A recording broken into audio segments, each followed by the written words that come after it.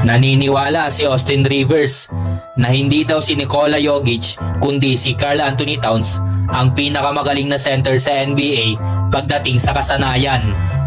Bagaman naniniwala siya na pinakamahusay na malalaro ngayon sa NBA si Jokic, naniniwala si Rivers na mas may kasanayan daw o mas skilled si Karl Anthony Towns kumpara kay Nikola Jokic.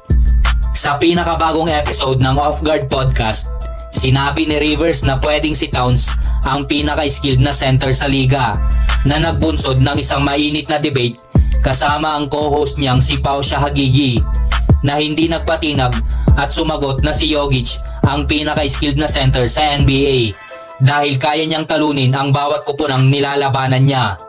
Kaya rin tumira ni Jokic mula sa labas. Siya ang pinakamahusay na passer ngayon sa NBA.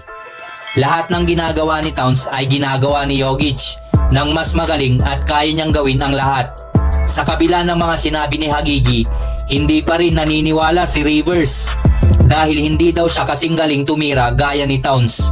Hindi sila magka-level sa shooting. At nagtanong pa kung saan pa daw ba mas magaling si Jokic maliban sa pagpasa. Kung pag-uusapan ang offensive package, mas magaling daw umiscore si Towns sa halos lahat ng aspeto kesa kay Nikola. Ayon din kay Rivers, hindi daw niya sinabing mas mahusay na malalaro siya. Hindi na daw dapat yun pinag-uusapan. Kung skill lang ang pinag-uusapan, skill lang daw bilang player.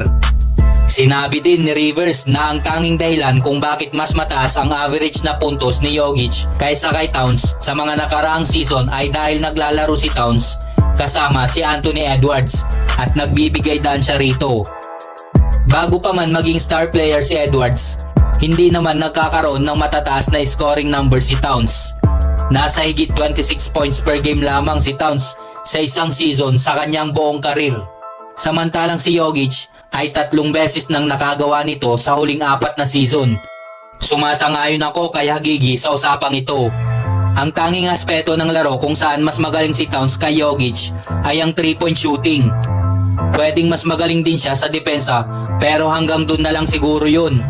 Mas mahusay na scorer, passer at rebounder si Jokic kesa kay Towns. Malinaw ito kapag ikinumpara mo ang mga stats nila simula nung nakaraang season.